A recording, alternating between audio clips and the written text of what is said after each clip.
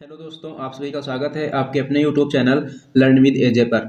दोस्तों, आज है 26 नवंबर और आज की इस क्लास में हम लोग 24 नवंबर की क्लास का रिवीजन करने वाले हैं। तो चलिए दोस्तों, शुरू करते हैं आज के अपने इस सेशन को और देखते हैं आज का अपना पहला प्रश्न। सबसे पहला प्रश्न है यूनेस्को भारत अफ्रीका हैकाथॉन 2022 से संबंधित। प्रश्न में पूछा जा रहा है कि यूनेस्को भारत अफ्रीका हैकाथॉन जो 2022 हुआ है, इसका उद्घाटन कहाँ किया गया है। तो बताना है कि इसका उद्घाटन उत्तर प्रदेश के ग्रेटर नोएडा में किया गया है। अगर आपसे ये पूछ दे कि इसका उद्घाटन किसके द्वारा किया गया है, तब जवाब देना है कि इसका उद्घाटन उत्तर प्रदेश के मुख्यमंत्री श्री योगी आदित्यनाथ के द्वारा इसका उद्घाटन किया गया है। इंपॉर्टेंट पॉइंट की बात करें तो यहाँ पर पहला पॉइंट लिखा हुआ है कि भारत की पहली पैरा बैडमिंटन अकादमी कहाँ स्थापित की गई है। तो भारत की जो पहली पैरा बैडमिंटन अकादमी है उसको कहाँ स्थापित किया गया है, लखनऊ में। नेक्स्ट पॉइंट है कि अल नजाह जो 4 है, अल नजाह एक्सरसाइज कौन से देशों के बीच होती है, भारत और ओमान के बीच ये एक्सरसाइज आयोजित की जाती है। नेक्स्ट पॉइंट है कि वित्त वर्ष 2021-22 में भारत में सर्वाधिक प्रत्यक्ष निवेश किस देश ने किया है। वित्त वर्ष 2021-22 में भारत में सर्वाधिक प्रत्यक्ष निवेश किस देश के द्वारा किया गया है, जवाब देना है सिंगापुर के द्वारा। नेक्स्ट पॉइंट देख लेते हैं।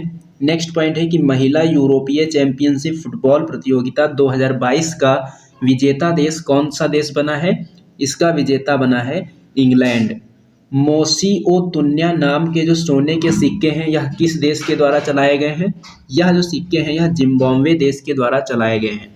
सिक्कों का नाम आपको याद रखना है। सिक्कों का नाम क्या है, मोसी ओ तुन्या इन सिक्कों का नाम है और ये जिम्बाब्वे देश के द्वारा चलाए गए हैं। पूछा जाए अगर क्यों चलाए गए हैं, तब बताना है कि मुद्रास्फीति को नियंत्रित करने के लिए इन सिक्कों को चलाया गया है। नेक्स्ट पॉइंट दिया गया है कि ऑनलाइन सरकारी ई टैक्सी सेवा शुरू करने वाला देश का पहला राज्य कौन सा बना है। तो यह बना है केरल। कौन सा बना है, केरल।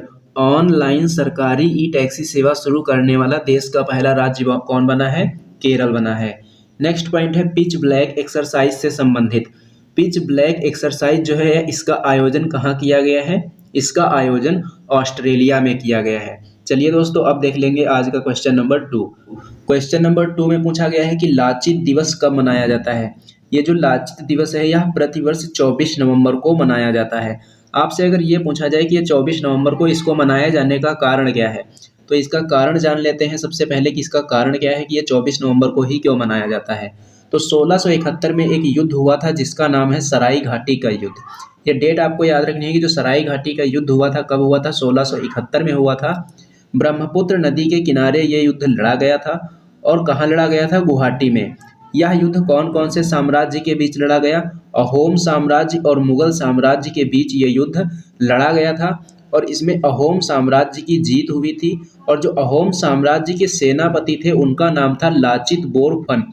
लाचित बोरफुकन अहोम साम्राज्य के सेनापति का नाम था और इनका जो जन्म हुआ था 24 नवंबर के ही दिन हुआ था। इसीलिए जो लाचित दिवस है इन्हीं के नाम पर प्रतिवर्ष 24 नवंबर को मनाया जाता है। इंपॉर्टेंट पॉइंट की बात करेंगे तो यहाँ पर पहला पॉइंट लिखा हुआ है कि वर्तमान समय में भारत के केंद्रीय सतर्कता आयुक्त कौन है। वर्तमान समय में भारत के केंद्रीय सतर्कता आयुक्त कौन है, इनका नाम है सुरेश पटेल। देखिए, केंद्रीय सतर्कता आयोग से एक क्वेश्चन पूछा जाता है कि केंद्रीय सतर्कता जो आयोग है इसकी स्थापना कौन सी समिति की सिफारिश पर हुई थी। तब आपको बताना है कि इसकी स्थापना जो है वह संथानम समिति की सिफारिश पर हुई थी। कौन सी समिति की सिफारिश पर, संथानम समिति की सिफारिश पर केंद्रीय सतर्कता आयोग की स्थापना की गई थी। दूसरा पॉइंट क्या लिखा है यहाँ पर, अमेरिका में जो प्रतिनिधि सभा की स्पीकर हैं उनका नाम क्या है।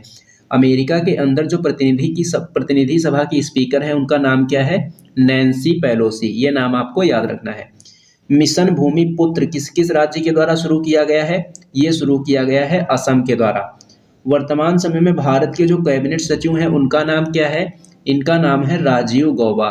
कैबिनेट सचिव कौन है, राजीव गौबा हैं। राष्ट्रीय हथकरघा दिवस कब मनाते हैं, राष्ट्रीय हथकरघा दिवस प्रतिवर्ष 7 अगस्त को मनाया जाता है। इसी दिन भाला फेंक दिवस भी मनाया जाता है। तो 7 अगस्त से आपको 2 दिवस याद रखने हैं। पहला दिवस याद रखना है राष्ट्रीय हथकरघा दिवस, 7 अगस्त को। दूसरा दिवस याद रखना है भाला फेंक दिवस, कब? 7 अगस्त को। ये दोनों दिवस 7 अगस्त को मनाए जाते हैं। नेक्स्ट पॉइंट है भारत के 14वें उपराष्ट्रपति कौन है? भारत के 14वें उपराष्ट्रपति हैं जगदीप धनखड़। कौन है? जगदीप धनखड़ हैं। और राष्ट्रपति कौन है? राष्ट्रपति वर्तमान समय में द्रौपदी मुर्मू है। नेक्स्ट पॉइंट लिखा है बढ़े चलो अभियान कौन से मंत्रालय के द्वारा शुरू किया गया है? बढ़े चलो अभियान कौन से मंत्रालय के द्वारा शुरू किया गया है? ये जो है संस्कृति मंत्रालय के द्वारा शुरू किया गया है। नेक्स्ट पॉइंट है CSIR। CSIR की पहली महिला महानिदेशक कौन बनी है? इनका नाम है नल्लाथम्बी कलाई सेल्वी।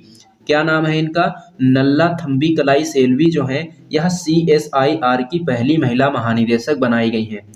CSIR का अध्यक्ष कौन होता है? CSIR का जो अध्यक्ष होते हैं वह होते हैं प्रधानमंत्री। और वर्तमान समय में प्रधानमंत्री कौन है?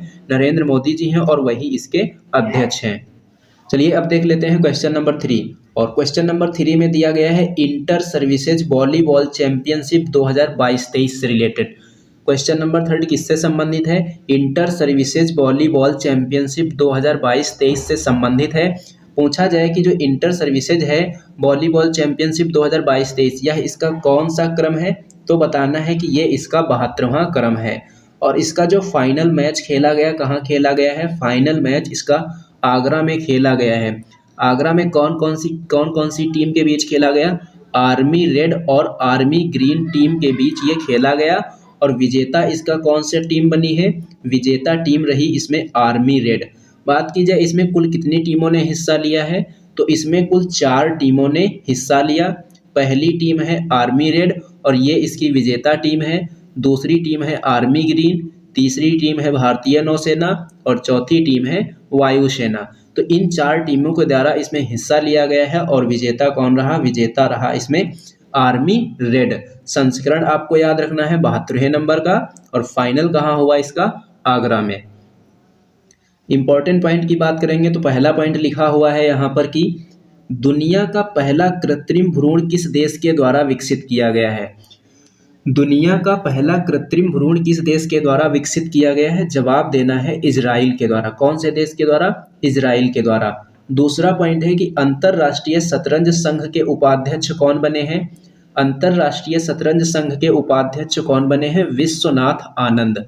कौन बने हैं? विश्वनाथ आनंद बने हैं। एक्सरसाइज जो वज्र प्रहार है, एक्सरसाइज जो वज्र प्रहार है यह कौन कौन से देशों के बीच होती है? भारत और अमेरिका के बीच। भारत और अमेरिका के बीच होने वाली एक एक्सरसाइज आपको और याद रखनी है जिसका नाम है टाइगर ट्रायम्फ एक्सरसाइज। ये वाली जो एक्सरसाइज है ये भी भारत और अमेरिका के बीच में की जाती है। नेक्स्ट पॉइंट है पंचामृत योजना से संबंधित। पंचामृत योजना को कौन से राज्य के द्वारा शुरू किया गया है? जवाब देना है उत्तर प्रदेश के द्वारा।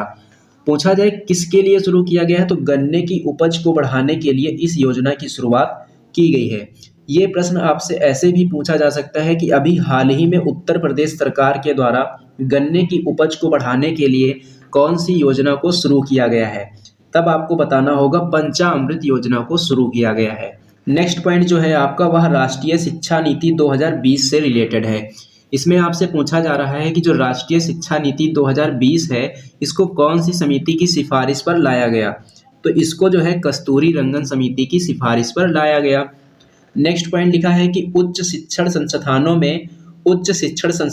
में राष्ट्रीय शिक्षा नीति 2020 को लागू करने वाला कौन सा राज्य बना है? तो ये बना है गोवा। आपसे प्रश्न कैसे पूछा जाएगा? प्रश्न इस प्रकार से पूछा जाएगा कि राष्ट्रीय शिक्षा नीति 2020 को उच्च शिक्षण संस्थानों में 100% लागू करने की घोषणा कौन से राज्य के द्वारा की गई है? तब बताना है गोवा के द्वारा। अगर यही चीज आपसे इस प्रकार से पूछी जाए कि राष्ट्रीय शिक्षा नीति 2020 को प्राइमरी स्तर पर लागू करने की घोषणा कौन से राज्य के द्वारा की गई है? तब बताना है उत्तराखंड। प्राइमरी स्तर पर पूछेगा तो बताएंगे उत्तराखंड, उच्च शिक्षण पर पूछेगा तो बताएंगे गोवा। ये दोनों पॉइंट आपको याद रखने हैं।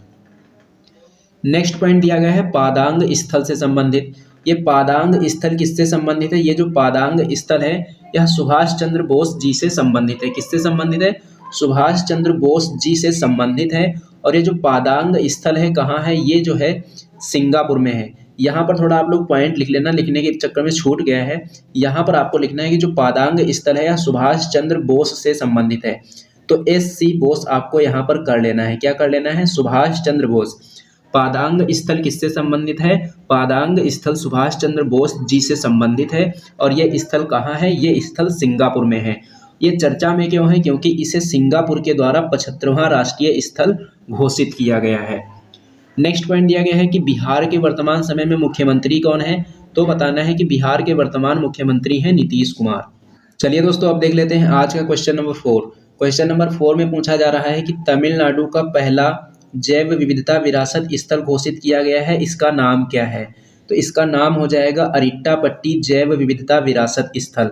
आपसे ये प्रश्न ऐसे भी पूछा जा सकता है कि अभी हाल ही में अरिट्टापट्टी जैव विविधता विरासत स्थल को जैव विविधता विरासत स्थल घोषित किया गया है, ये किस राज्य में स्थित है? तो ये हो जाएगा आपका तमिलनाडु में। कहाँ स्थित है? तमिलनाडु में है। और ये भारत का कौन से नंबर का जैव विविधता विरासत स्थल है?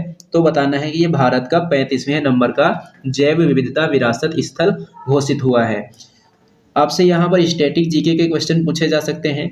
जैसे कि पहला क्वेश्चन यहाँ पर लिखा हुआ है कि जैव विविधता अधिनियम जो है कौन से वर्ष से संबंधित है? तो ये संबंधित है वर्ष 2002 से। कब से संबंधित है? वर्ष 2002 से। नेक्स्ट पॉइंट पूछा जा सकता है कि भारत के अंदर वर्तमान समय में कितनी अमूर्त धरोहरें हैं? भारत के अंदर वर्तमान समय में 14 अमूर्त धरोहर हैं।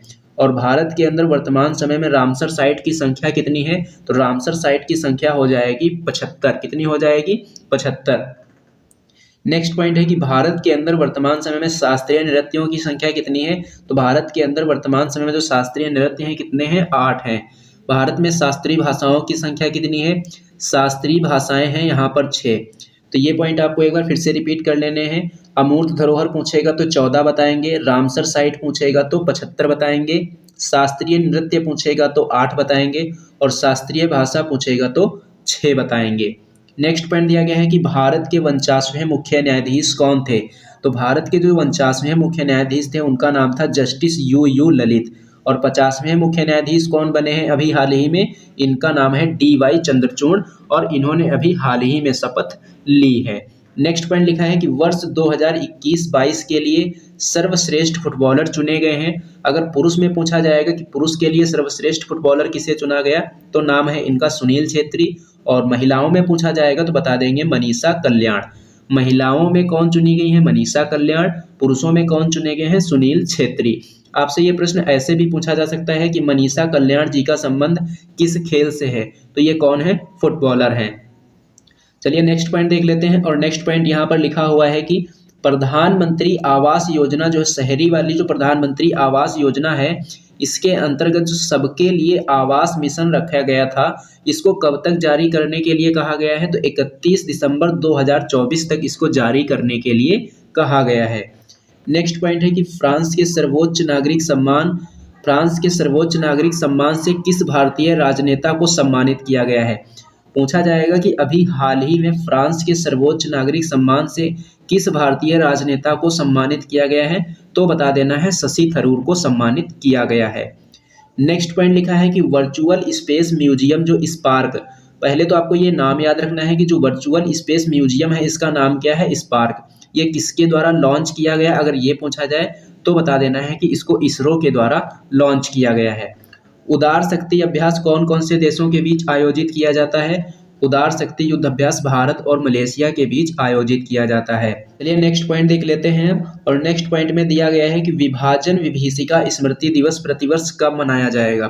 तो ये जो है प्रतिवर्ष 14 अगस्त को मनाया जाएगा। नाम क्या है इसका? विभाजन विभीषिका स्मृति दिवस। कब मनाया जाएगा? 14 अगस्त को। चलिए दोस्तों, अब हम लोग देख लेते हैं आज का क्वेश्चन नंबर 5। और क्वेश्चन नंबर 5 जो है यह संबंधित है कामेंग जल विद्युत परियोजना से। यहाँ से प्रश्न किस प्रकार से पूछेगा? यहाँ से जो प्रश्न है वह इस प्रकार से पूछा जाएगा कि अभी हाल ही में कामेंग जल विद्युत परियोजना को कौन से राज्य में शुरू किया गया है?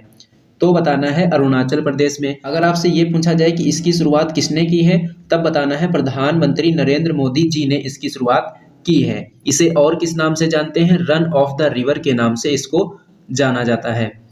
इंपॉर्टेंट पॉइंट की बात करेंगे यहाँ पर, तो ये जो कामेंग नदी है कौन सी नदी की सहायक नदी है?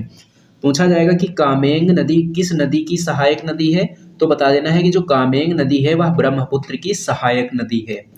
नेक्स्ट पॉइंट लिखा है डोनी पोलो एयरपोर्ट का शुभारंभ कहाँ किया गया है। डोनी पोलो एयरपोर्ट का शुभारंभ कहाँ किया गया है, इसका शुभारंभ किया गया है ईटानगर में। नेक्स्ट पॉइंट लिखा है कि दुनिया के सबसे ऊंचे पुल गोल्डन ज्वाइंट का उद्घाटन किस नदी पर किया गया है।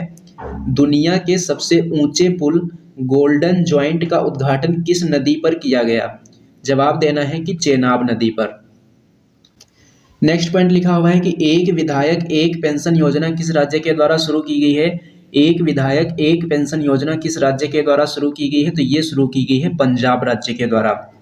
नेक्स्ट पॉइंट है नीपम पहल का संबंध किससे है। नीपम पहल का जो संबंध है वह बौद्धिक संपदा के संरक्षण से है। बौद्धिक संपदा के संरक्षण से कौन सी पहल रिलेटेड है, नीपम पहल जो है वह बौद्धिक संपदा के संरक्षण से रिलेटेड है। नेक्स्ट पॉइंट है अंडर वाटर मेट्रो किस शहर में शुरू की गई है, तो कोलकाता में शुरू की गई है। नदी पूछेगा तो बता देंगे हुगली नदी पर। चलिए दोस्तों अब देख लेते हैं आज का क्वेश्चन नंबर 6। क्वेश्चन नंबर 6 में दिया गया है भारतीय फिल्म महोत्सव 2022 से संबंधित। बहुत ही इंपॉर्टेंट प्रश्न है ये।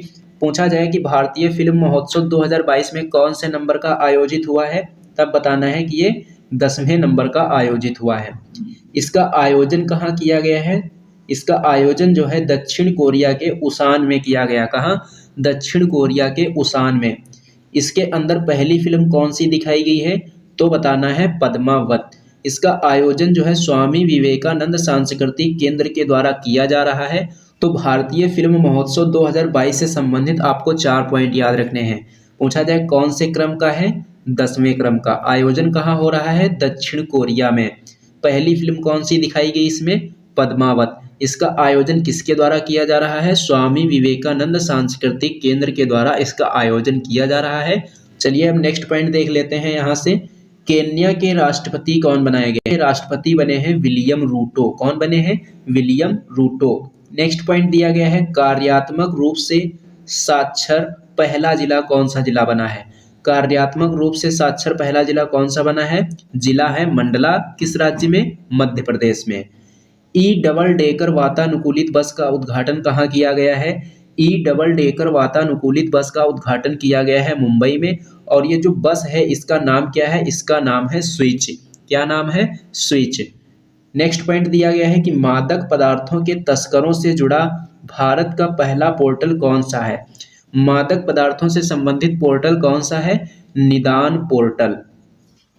आपसे ये प्रश्न ऐसे भी पूछा जा सकता है कि निदान पोर्टल का संबंध किससे है, तब आपको बताना है कि इसका संबंध किससे है, मादक पदार्थों से है। चलिए दोस्तों अब देख लेते हैं आज का क्वेश्चन नंबर 7। क्वेश्चन नंबर 7 में दिया गया है बधिर T20 राष्ट्रीय चैंपियनशिप 2022 से रिलेटेड। बधिर T20 राष्ट्रीय चैंपियनशिप 2022 जो है कौन से क्रम की आयोजित हुई है, 6ठे क्रम की। इसका आयोजन अगर पूछा जाए कहाँ किया गया है, तो इसका आयोजन जो है आगरा में किया गया है। विजेता कौन बना है, इसका विजेता राज्य बना है हरियाणा। और उप विजेता राज्य कौन सा है, महाराष्ट्र। यहाँ से आपको 4 पॉइंट याद रखने हैं। जो बधिर T20 राष्ट्रीय चैंपियनशिप 2022 है कौन से क्रम की है, 6ठे क्रम की। आयोजन कहाँ हुआ है, आगरा में। विजेता कौन बना है, हरियाणा। उप विजेता कौन बना है, महाराष्ट्र। चलिए अब इंपॉर्टेंट पॉइंट देख लेते हैं। पहला पॉइंट दिया गया है ई अधिगम पोर्टल किस राज्य के द्वारा लॉन्च किया गया है। ई अधिगम पोर्टल किस राज्य के द्वारा लॉन्च किया गया है, इसको हरियाणा राज्य सरकार के द्वारा लॉन्च किया गया है। नेक्स्ट पॉइंट है कि भारतीय रेलवे की सबसे लंबी मालगाड़ी का नाम क्या है। भारतीय रेलवे की सबसे लंबी मालगाड़ी का नाम क्या है, सुपर वासुकी इसका नाम है। विद्यारथ, विद्यारथ क्या है, स्कूल ऑन व्हील्स परियोजना है। और इसको किस राज्य के द्वारा शुरू किया गया है, इसको असम राज्य के द्वारा शुरू किया गया है। नमस्ते योजना को कौन से मंत्रालय के द्वारा स्टार्ट किया गया है। नमस्ते योजना जो है सामाजिक न्याय एवं अधिकारिता मंत्रालय प्लस आवास और शहरी मंत्रालय के द्वारा इसको शुरू किया गया है। ये योजना बहुत ही इंपॉर्टेंट है, इसको आप जरूर याद रखेंगे। कौन कौन से मंत्रालय के द्वारा, सामाजिक न्याय एवं अधिकारिता मंत्रालय प्लस आवास और शहरी मंत्रालय के द्वारा इस योजना को शुरू किया गया है। नेक्स्ट पॉइंट दिया गया है चंडीगढ़ अंतरराष्ट्रीय एयरपोर्ट का नया नाम क्या रख दिया गया है। चंडीगढ़ अंतर्राष्ट्रीय एयरपोर्ट का नया नाम क्या कर दिया गया है? शहीद भगत सिंह एयरपोर्ट। मिथिला मखाना को जीआई टैग दिया गया है, ये किस राज्य से संबंधित है? ये संबंधित है बिहार से। चलिए दोस्तों अब देख लेते हैं आज का क्वेश्चन नंबर 8। और क्वेश्चन नंबर 8 में दिया गया है नसीम अल बह 2022 से संबंधित। ये क्या है? ये एक द्विपक्षीय अभ्यास है। नसीम अल बह 2022 क्या है? द्विपक्षीय अभ्यास है, यानी कि दो देशों के बीच ये होता है। ये दो देश कौन कौन से हैं? तो भारत और ओमान। कौन कौन से देशों के बीच होती है? भारत और ओमान के बीच। भारत की तरफ से इसमें कौन सा जहाज शामिल हुआ है? तो फ्रिगेट त्रिकंद और गश्ती जहाज सुमित्र इसमें शामिल हुआ है। नेक्स्ट पॉइंट जो यहाँ से पूछा जा सकता है कि इसका आयोजन कहाँ किया गया है? तो इसका आयोजन किया गया है ओमान में।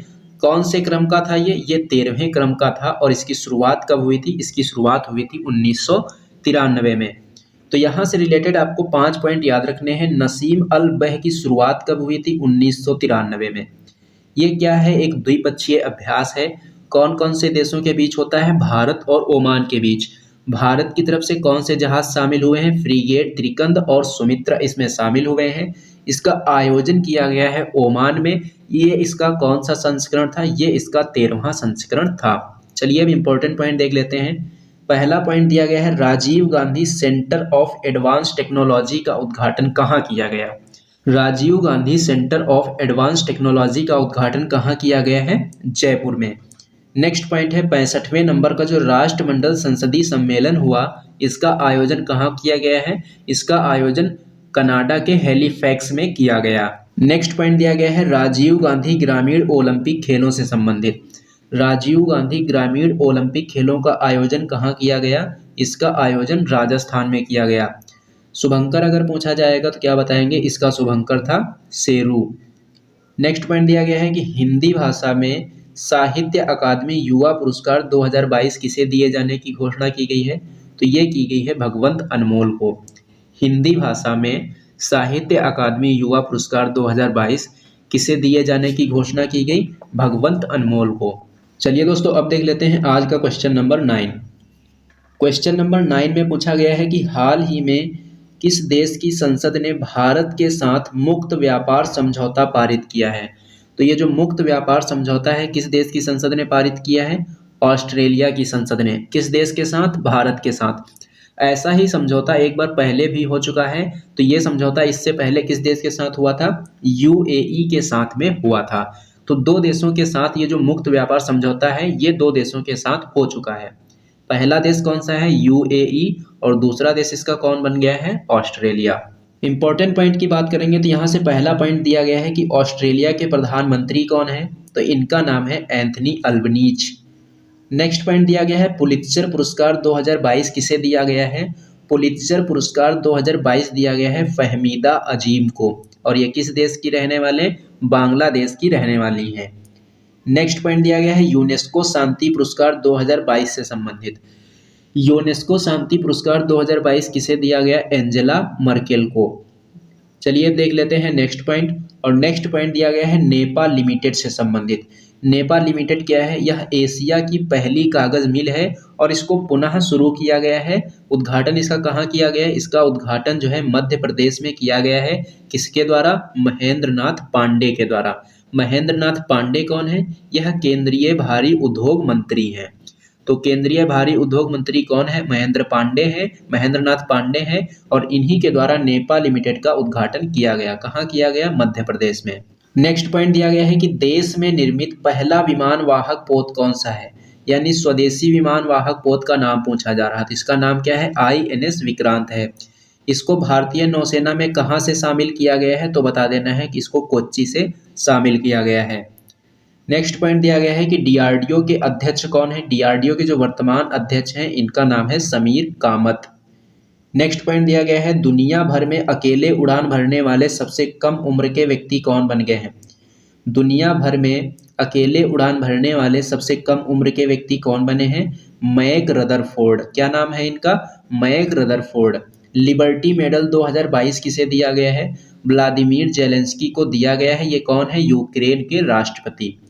राष्ट्रीय खेल दिवस कब मनाया जाता है? 29 अगस्त को मनाया जाता है। किसके जन्म दिवस पर? मेजर ध्यानचंद जी के जन्म दिवस पर राष्ट्रीय खेल दिवस प्रतिवर्ष 29 अगस्त को मनाया जाता है। चलिए दोस्तों, अब देख लेते हैं आज की इस वीडियो का last question, question number 10। Champion of the earth 2022, champion of the earth 2022 से रिलेटेड ये प्रश्न है। ये जो पुरस्कार है यह 3 कैटेगरी में दिया गया। कितनी कैटेगरी में दिया गया है? 3 कैटेगरी में दिया गया है। पहली कैटेगरी है यहाँ पर एंटरप्रेन्योरियल कैटेगरी, और इसमें किसको दिया गया है? डॉक्टर पूर्णिमा देवी को। दूसरी कैटेगरी है इसमें इंस्पिरेशन एंड एक्शन कैटेगरी, इसमें किसे दिया गया है? आर्सन शील को दिया गया है। और जो तीसरी कैटेगरी है इसमें साइंस एंड इनोवेशन कैटेगरी है, इनमें किसे दिया गया है? सर पार्थ दास गुप्ता को दिया गया है। यहाँ से आपको केवल एक नाम याद रखना है कि चैंपियन ऑफ द अर्थ जो 2022 है, इस पुरस्कार से किस एक भारतीय को सम्मानित किया गया है। ये पॉइंट याद रखना है, भारतीय, किस भारतीय को सम्मानित किया गया है? तो ये सम्मानित किया गया है पूर्णिमा देवी को। ये किस राज्य की हैं? ये असम राज्य की हैं। इन्हें इस पुरस्कार के लिए क्यों चुना गया? इन्हें जो है सारस पक्षी के संरक्षण के लिए इस पुरस्कार के लिए चुना गया है। ये पुरस्कार किसके द्वारा दिया जाता है? तो ये जो पुरस्कार है UNEP के द्वारा दिया जाता है। चलिए अब इम्पोर्टेंट पॉइंट देख लेते हैं। यहाँ पर पहला पॉइंट यहाँ पर दिया गया है कि लुसाने डायमंड लीग 2022 किसने जीती है? नीरज चोपड़ा ने जीती। नीरज चोपड़ा का संबंध किस खेल से है? भाला फेंक से है। महिला निधि योजना को किस राज्य के द्वारा शुरू किया गया है? राजस्थान के द्वारा। ओणम त्योहार किस राज्य में मनाया जाता है? केरल में। नेक्स्ट पॉइंट है कि 300 मीटर लंबे अटल ब्रिज का उद्घाटन कहाँ किया गया? 300 मीटर लंबे अटल ब्रिज का उद्घाटन जो है अहमदाबाद में किया गया। किसके द्वारा? प्रधानमंत्री नरेंद्र मोदी जी के द्वारा। चलिए नेक्स्ट पॉइंट देख लेते हैं। नेक्स्ट पॉइंट दिया गया है कि BWF विश्व चैंपियनशिप 2022 में पुरुष एकल का खिताब किसने जीता है? तो ये जीता गया विक्टर एक्सेल्सन के द्वारा। और आज का लास्ट पॉइंट है कि भारत को उर्वरक का शीर्ष आपूर्तिकर्ता कौन सा देश बना है? तो ये बन गया है रूस। कौन सा देश? रूस। तो दोस्तों ये था आज का आपका सेशन। ये सेशन आपको कैसा लगा है कमेंट बॉक्स में कमेंट करके जरूर बताना। सेशन पसंद आया हो तो इसे लाइक करना और इसे अपने दोस्तों में ज़्यादा से ज़्यादा शेयर भी करना है। तो चलिए दोस्तों, हम मिलते हैं हम लोग एक नेक्स्ट वीडियो में।